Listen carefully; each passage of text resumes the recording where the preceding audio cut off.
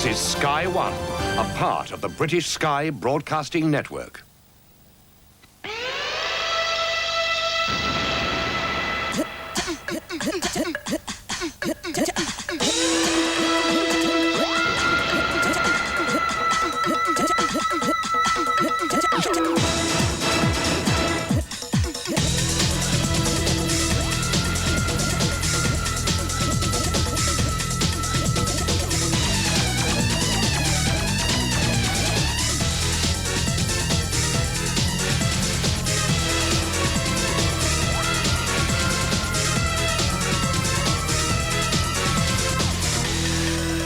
Welcome to Games World.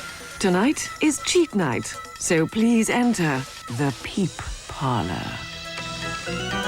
Hello, good evening, and welcome to my wonderful world of cheats, tips, and ever so hot video game action. You are now in the Peep Parlour, and during your stay, we'll treat you like royalty. Let's start with some questions for my game gurus. So step right up with your problems, you lucky, lucky people.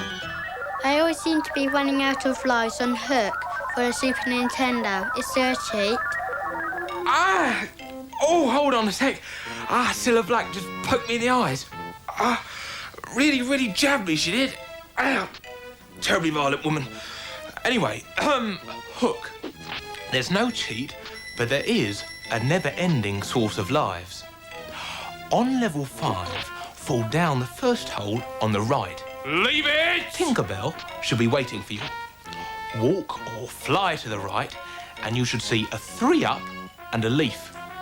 Go underneath the rocks to collect them, then commit Harry-Carry. Restart the level and continue doing this until you have as many lives as you need. That's all. Stay sharp. Thanks. Just as I get somewhere on Joe and Mac for the Super NES, I run out of continues. What can I do? Oh, sorry. Wrong room. Yeah. Had you going for a second, didn't I? Now, on the title screen, press the X button as rapidly as possible. For every 10 presses, you'll get 1 extra continue. But be careful. If you wait too long, the title screen will disappear and the number of continues will go back to what they were. I must dash now. The stunt world beckons. I've got to fall face down in some dog poo for the new series of Noel's House Party. Stay sharp. Thank you. Can you show me how to get near the end of Onslaught on the Mega Drive? I can try, but I warn you, I'm not very good at directions. I still ain't found that flippin' Thornton, but I'll give it a go. Right, go to the password entry screen and select all 0s as your password. Right, when you start the game, you'll be almost at the end, saving a lot of them that are time and effort. All right, my lovers? Thanks, so Naked One. Thank you very much, game gurus. Right, it's not every week you get the chance to save the world, but this week, Mr. Food Recycling himself, Big Boy Barry, will personally halt global warming as he walks us through global gladiators. Are you ready? Yeah! Cool. That's right, yes sirree, the Barry's back. And tonight I'm going to show you how to fight crime and save the ozone layer. In my Gladiator masterclass for global gladiators. Now, the first thing you need to work out in global gladiators is the capabilities of your huge gun. Once you realise just what is possible, the game will become a heck of a lot easier. As well as shooting straight forward, by holding up or down on the joypad while firing, you can direct the goo towards monsters on platforms above and below you. This way, you don't need to get in the monster's line of fire to shoot them. Ouch! Also, take advantage of the gravity that will affect your gun's goo. If you can't reach a monster by shooting at it normally, just jump a few platforms above it and fire in a straight line so that the goo shoots forward and then dips to hit the monster below. One dangerous point to remember about your goo gun is that it does have quite a powerful kickback. So if you start letting the goo fly while standing on the edge of a platform, you'll be pushed back and off, sometimes to a rather slimy demise. Virtually every single level in Mick and Mac have a number of invisible platforms present in them. These nearly always lead to a large supply of goodies to boost your score. These comprise of huge amounts of M's, extra hearts, and, if you're very lucky, a valuable extra life. But, once again, you must take extra care while crossing these invisible walkways, as sometimes there are holes littered in the platform that will send you plummeting to your evil death. Handy M's usually mark the location of invisible platforms, so try to jump from one M to the next to be sure of a sturdy platform when you land.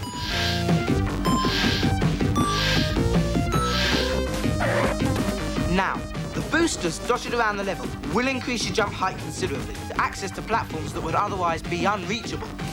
However, sometimes there are bonuses placed above these boosters that even with the extra push, you don't seem to be able to reach them.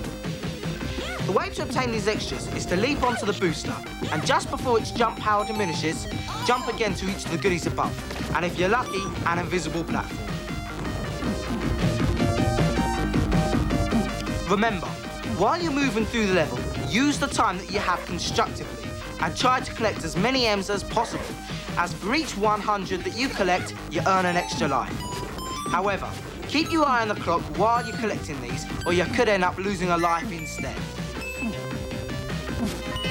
Right, folks, if you'll excuse me, I've got a hot date waiting in the limo. So hot, in fact, that I can't even tell you who it is. Bit hush-hush at the moment. So until next we meet, see you later. Thank you, Ducky. Next is me favourite bit, our Hall of Fame, where we tip our hats to your outstanding moments of video game ecstasy. Get a load of this, lovies. Hi, my name's David Hogg, and I can complete the first level of Zool in 49 seconds. The basic idea of the game is to run along and shoot everything you see.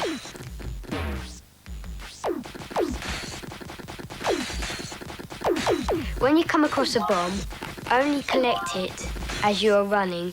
Do not bother waiting for it, as it will slow down your time greatly. Do not cling on the walls for long. Remember to shoot everything while you're running. Remember not to shoot when you jump.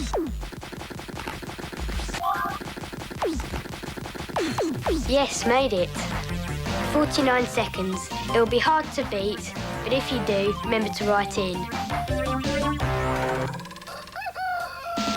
My name's Gavin West, and I'm following up the challenge on Zool, and I can do it in 46 seconds, and this is how I do it. Tip number 1 is to constantly fire to avoid the baddies as they come onto the screen. If you collide with a baddie, it's going to slow you down quite a bit. Tip number 2, when Zool's in the air, I always make him do a spinning sword attack.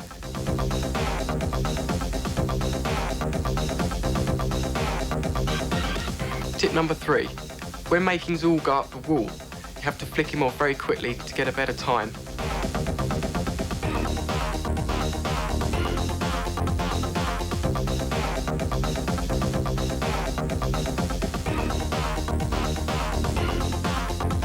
Tip number 4, you always have to kill the bees because you never know when they're going to come back behind you. I'm quite pleased with my time, but I think it can be beaten. If you can do better, send your time into the Peep Parlour.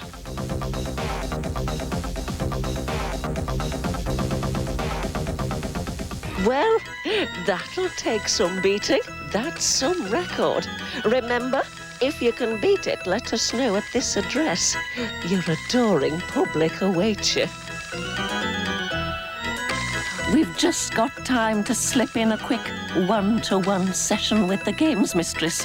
Will the next tender adolescent step forward, please?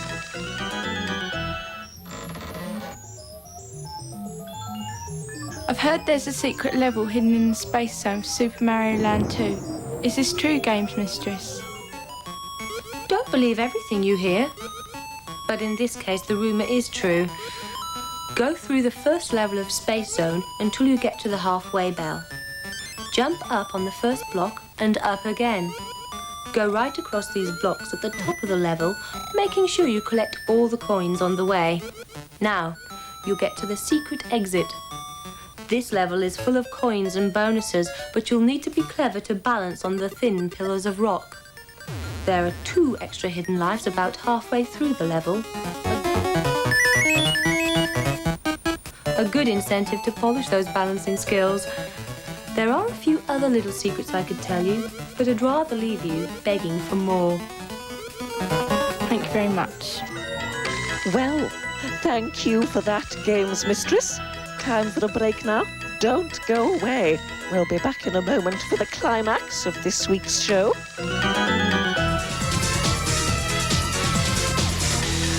The Peep Parlour. The Peep Parlour. Welcome back to my house of fun. My game gurus are eagerly awaiting your questions, so step up and fire away. Is there anything hidden in Cubit on the SNES? Pay attention! Cupid on the SNES? Oh, ha ha! You'll love this one. Right. Go to the options screen and hold down the L and R buttons simultaneously. A special screen should appear. Press select a few times for some freaky features. Most peculiar what? Over and out. Thanks. Could you show me where a hidden life is on the Streets of Rage 2 on the Mega Drive?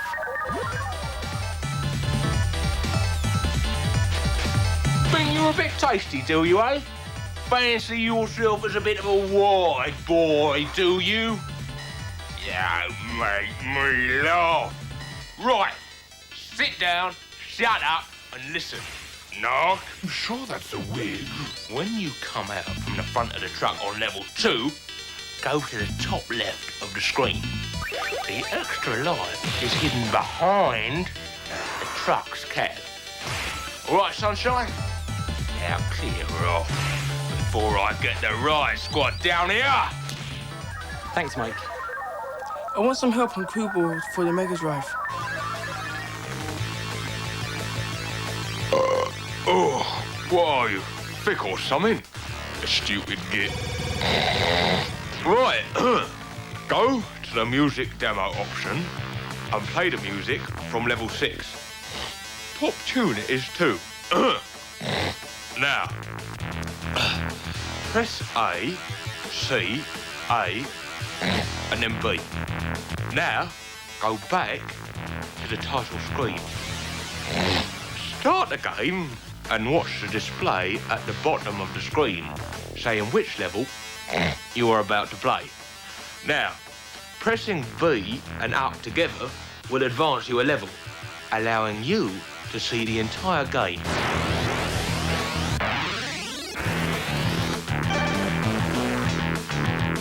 We're off home now. Last night, Spike had a bit of a fight with a couple of lads outside a kebab shop, so tonight I just thought we'd take it easy, you know, get some beers in and put our feet up in front of a nice Dolph Lundgren video. All right, see ya. Thanks. Thanks a lot. Cheers. Thanks very much. Later. Save it for the judge. Now we've got a real treat. Raddy and Automatic is going to clean up Mutant League Soccer in his masterclass. Although clean up is the wrong word, he still hasn't had a bath. Phew! Mutant League football isn't too instinctive unless you're a real mutant. So for all the normal people out there, here's my masterclass on how to beat it. The best passing play is the deep go play in the shotgun formation. Remember, patience is a virtue. Hike the ball and bring up the passing windows and just wait until a receiver is free and throw the ball to him. This works most of the time and should give you at least 25 yards. The best running plays, which ought to give you at least a 5-yard gain almost all of the time, is any one of the shuttle options in the shotgun formation. Alternate between left and right shuttles, especially if you're playing on a field with an abyss. Simply peg the ball to the receiver, dash to the edge, turn the corner and run like Billy-O. If you're playing against a particularly gullible friend, you can fool them into thinking you've selected a bribe the ref option by selecting the death bone play to the right of the bribe ref play. If he's on the ball, he should kill the ref and you should get at least 15 yards by bribing your ref after he's been killed. When in a really tight spot in the second half, bribe your ref for a bogus 5-yard penalty and probably another one when the opposition feel obliged to slaughter the ref. If they don't kill him, they'll probably get penalised again and again until they do. Save your audibles for the second and fourth quarters. Try not to be tempted into squandering them all in the early stages. Decent offensive audibles are the speed and quarterback and running back bombs. After all, you can check what they are without selecting them if you're quick and careful.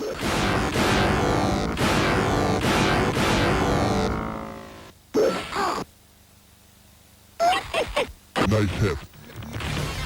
If you have the rocket back nasty audible, you can earn at least 15 yards. If you choose the crash and burn play, this audible will give you at least 30 yards.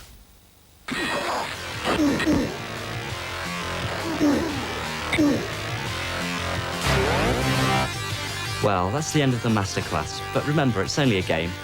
If you get a bit bored, why not kill the ref for a bit of light-hearted entertainment? Who says computer games are too violent?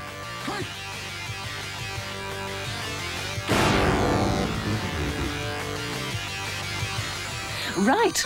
It's about this time every week that I like to field some of your questions myself, particularly anything about the latest video game news, because I do like to keep you up to date. So please, come clean with your queries. Is there ever going to be an Amiga console? Well, it's massively hush-hush, but very soon Commodore are launching a CD-based Amiga console for under £200. But don't tell them I told you. How do you know all this about Games Mag and Pixel? Well, I have a network of highly trained minions working in all the software companies, feeding me with all the hot gaming gossip. Who does your makeup? It looks really lovely. Oh, yes, I am looking particularly gorgeous today. That's down to Big Kevin from Salon Magique. I wouldn't let anyone else buff my visage, lovey. Well, that's enough pearls of wisdom from me. The game's Mistress is available for a quick session, but be quick, she's got a hot date at the curry house round the corner.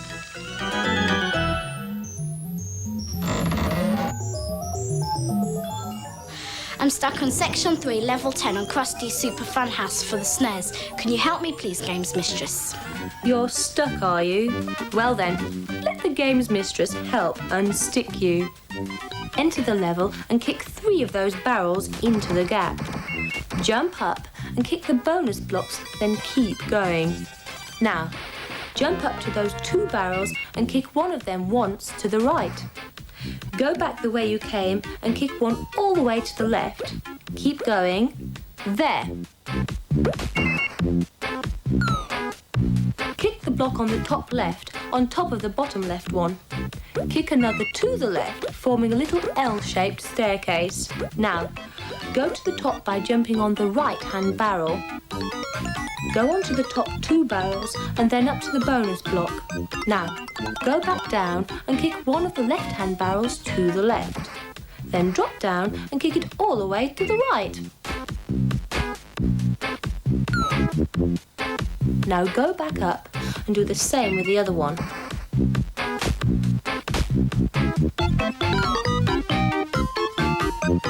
Finally, with the remaining barrel, kick it to the left and onto the middle platform, then to the right and onto the first barrel, and that should be it. Those rats will go all the way into the trap, clearing the level. Aren't I wonderful? Thank you very much. Next up is my favourite bit, what I like to call my Hall of Fame, where we pay tribute to your momentous game-playing feats. I am truly humbled by your presence. My name's James Clark and I've beaten the challenge that was set on Mario Kart, Mario Circuit 1. I've got 1 minute. Right, to start off with, you've got to get a zoom start. Now, you ought to know how to do this by now, but if you don't, here's what you do. Press the accelerator just after the first light, but before the second beat, and then you ought to zoom away. Right, you have to power slide all of the corners, every single one. But on the fourth corner, it's best to come off it a bit wide, so as you've got enough time to take the last long corner. A lot of people think that when you need to power slide to the left, you have to press the left button. This ain't right. All you have to do is press the right button or the left button, whichever you feel more comfortable with. If you're taking a corner and you don't think you're taking it tight enough, jump while you're halfway through it. This will give you better traction on the road, stop you slipping off, and it might just help shave the seconds off that time.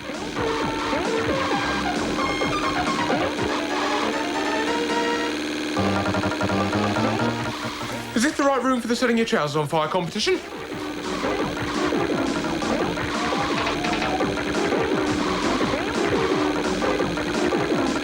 Look at that. What can I say? Right, there you go. 1 minute. I don't think anybody's really going to beat that unless there's some sort of warp on the track or something. Not bad, eh? Now, remember, if you can beat that or have your own record, let us know at this address and you'll be instantly famous, recognised wherever you go. Well, nearly. OK, ducks, that's all we've got time for. You'll have to come back next week with your queries. Before you go, here's the first clue in our new competition. Hit it, Your Holiness. Good evening, the Games Messiah here with the first clue in our new competition. Identify this disguise game and write down what you think it might be. Then watch the following programmes until you have all 4 answers. That could hopefully win you a Super Nintendo and a selection of games. May peace and my father be with you.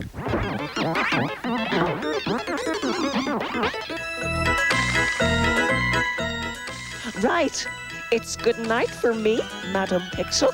See you next week for more enlightenment at the usual peeping hour. Ta-ra, loves.